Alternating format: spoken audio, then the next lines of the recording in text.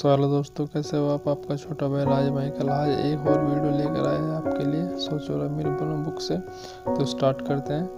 अब एक अलग स्थिति से देखते हैं और ये एक आदमी का अध्ययन करते हैं जिसके पास धन के अनेक अमूर्त साधन थे, लेकिन इन्हें खो दिया गया क्योंकि वह उस लक्ष्य से वह खो रहा था। महज 3 फुट पहले रुक गया था। तो आज हमारा जो टॉपिक है वो है सोने से 3 फुट पहले। इस टॉपिक को आज हम अच्छी तरीके से डिस्कवर करते हैं। तो वीडियो को स्टार्ट करते हैं।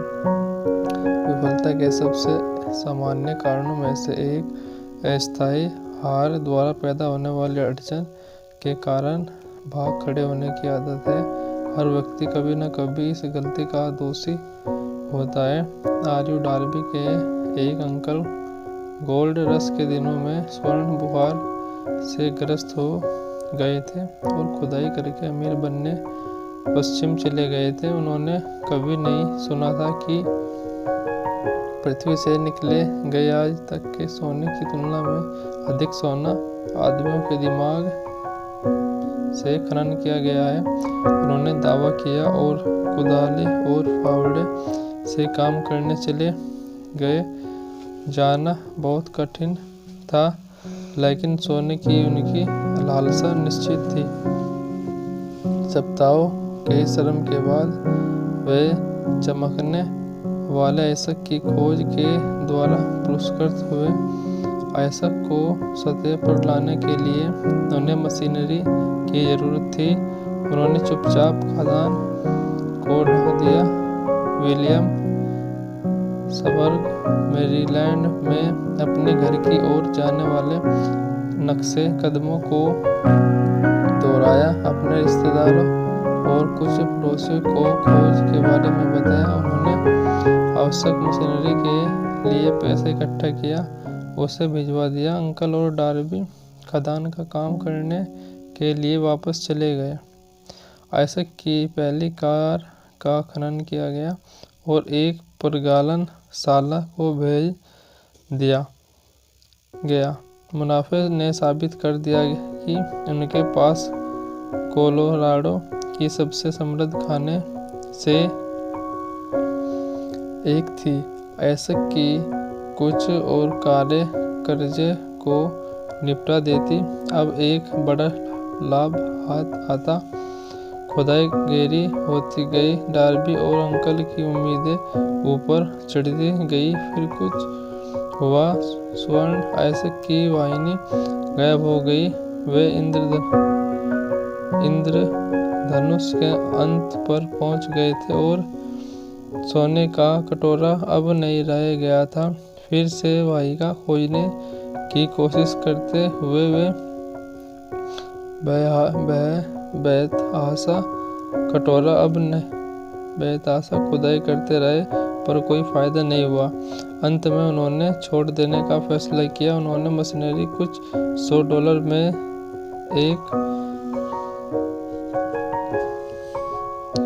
कबाड़ी को बेच दी और वापस घर के लिए ट्रेन पकड़ ली। कुछ कबाड़ी बेवकूफ़ होते हैं, लेकिन यह नहीं था। उसने खदान को खोदकर देखकर एक छोटी सी गणना करने के लिए एक इंजीनियर को बुलाया। इंजीनियर ने सलाह दी कि परियोजना विफल रही है क्योंकि मालिक कर्मियों की लाइनों से परिचित नहीं थे। उसकी गणना ने दिखाया कि नस उस जगह से महज 3 फुट दूर होती जहां पर डार्बी ने खुदाई बंद कर दी थी, और वह बिल्कुल उसी जगह पर पाई गई। कबाड़ी ने खदान से ऐसक में करोड़ों $, कमाए क्योंकि वह हार मानने से पहले विशेषज्ञ की सलाह लेने के बारे में पर्याप्त जानता था। अधिकांश पैसों जो मशीनरी में चला गया था। आर्यू डार्बी, जो तब एक बहुत ही युवा आदमी था, के प्रयासों से प्राप्त हुआ था। पैसा उसके रिश्तेदारों और पड़ोसियों से उनके उसमें विश्वास के कारण प्राप्त हुआ था। उसने हर $1 का वापस भुगतान किया। हालांकि ऐसा करने में उसे सालों लगे। लंबे समय बाद श्रीमान डार्बी ने अपने नुकसान की कई गुना भरपाई कर ली जब उन्होंने यह खोज कर कि ली की इच्छा को सोने में रूपांतरित किया जा सकता है। यह खोज उनके जीवन बीमा बेचने के व्यवसाय में आ जाने के बाद हुई, यह याद करते हुए कि उसने एक बहुत बड़ा सौभाग्य खो दिया क्योंकि वह सोने से 3 फुट पहले ही रुक गया था।